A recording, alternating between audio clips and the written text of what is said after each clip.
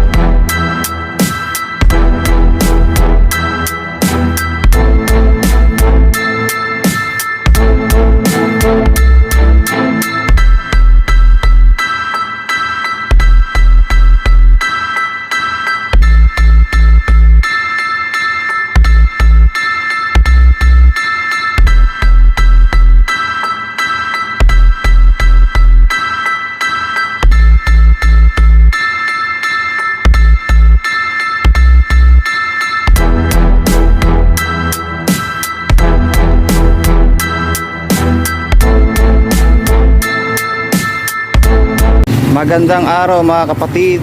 Nandito tayo ngayon sa Welltech, Santa Cruz, Lubao, Pampanga, no? Meron lang akong napansin na bago na naman dito. Ito yung Raider 150 Fi na kulay white. So napansin ko siya dahil bagong dating siya. Sabi sa atin ay kararating lang kanina, no? Ang kulay nito mga kapatid ay ivory white. Yan. Maganda rin sa paningin, no? Kung makita natin sa personal, maganda rin siya mga kapatid. Yan yung kanyang mga decals. Raider ay kulay white. Yan. Dito tayo sa kabila para mas malinaw. Yan.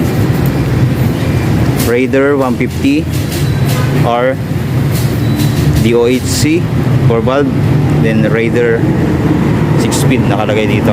Ayan, tapos kulay red naman yung R150 na nandun na liquid gold. Ayan. So bagong-bago din to mga kapatid. Sa mga may gusto ng Raider Fi na ganitong kulay mga kapatid, ay available po yan dito sa Welltech, Santa Cruz, Lubao, Pampanga, no? Nag-iisa lang dito mga kapatid, kaya paunahan na lang kayo kung sino po makakuha. Kung may gusto man na kumuha nito, i-order pa yun mga kapatid, no? So konting review lang tayo mga kapatid, dahil same lang naman ito mga kapatid ng na-vlog na natin na Raider Fi na kulay blue, no? Same naman sila ng mga specs, sa kulay lang sila nagkaiba, no? So yung mags naman ito mga kapatid ay kulay red. Ayan. So maganda rin yung combination, white, red, and black mga kapatid. So dito sa kanyang headlight, yan, LED na yung kanyang headlight, yung high and low. Pero yung signal light nya ay halogen bulb pa rin, no? Pero maganda naman yung pagkakadesign. Sabi ko nga, kinagandahan na ng mga motor company yung mga salamin ng motor nila, no? Kaya akala mo LED na yung mga ilaw, pati yung signal light. So yan po. Tapos yun pa rin mga kapatid, malaki yung kanyang disc brake. Tapos kulay black yung kanyang caliper. Then yan, may radiator, liquid cooled. Tapos makikita natin dito, ayan yung kanyang busina, no? Maliit lang yung busina niya.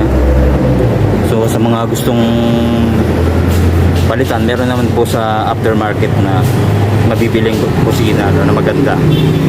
Yan. Tapos dito yung design niya, yan, di nawawala ito mga kapatid. Ito yung nagpapaganda rin sa kanya, no, yung screen na ito. So ganun pa rin mga kapatid yung design. Yan yung kanyang preno sa likod, maganda rin. Then yung sa putek sa driver, napiblip yan. Then may kickstart pa rin. Then ito rin naman yung kanyang muffler na silver yung pinaka heat guard. Tapos matte black yung pinaka tambucho. Then dito sa may dulo, pinaka cover ng muffler ay silver din, no? Tapos dito sa taillight, yan, halogen bulb pa po yan mga kapatid, pati yung signal light. Tapos meron pang ilaw yan dito na LED mga kapatid sa kanyang plate holder, no? So ayan naman yung kanyang fender sa likod. So, slim lang mga kapatid yung fender nya. Tapos isang maganda rin, para siyang may paligpik pa rito, no? Ayan, sa fender may paligpik pa rin kabilaan. Ayan. Tapos sa likod ganun din, yung gulong nya ay naka-mags na kulay red mga kapatid.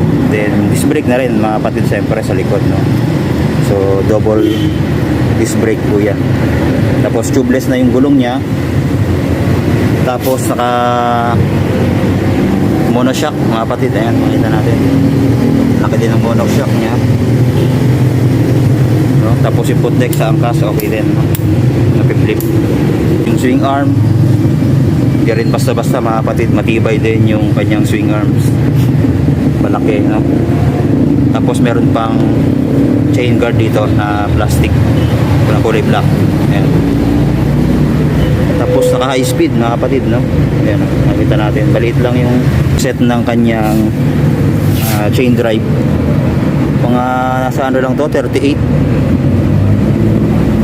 Maliit, naka high speed siya mga kapatid, no? Tapos yun nga po, 6 speed transmission. Ayan. At nakalagay dito mga kapatid ay 1 down 5 up mga kapatid. Ayan po yung Suzuki Raider 150 Fi na ivory white. So napakaganda po nito mga kapatid. Ayan, no? Meron pa siya dito mga kapatid na Araro. Ayan, na glossy black mga kapatid. Ayan po, maikli nating review mga kapatid. So same pa rin mga kapatid, no? Meron siyang mini compartment dito. Pag binuksan natin to, meron siyang lagayan. Pwede nating lagay mga kapatid yung papel ng motor natin dito, no? Or cellphone, pwede rin mga kapatid. Tapos yun nga po, fully digital yung kanyang panel, no? Yan na lumalabas lahat, yung kanyang RPM, odometer, speedometer. Then meron siyang engine signal, yung temperature nandiyan na, yung sa headlight, then yung signal light. Ayan. Meron din adjustan ng kulay ng panel, no? Tapos meron pa siyang logo dito ng Suzuki. Tapos sa ignition, ayan, maganda rin dahil mayroon siyang anti-theft na, no? Yan yung kinagandahan sa kanya, no?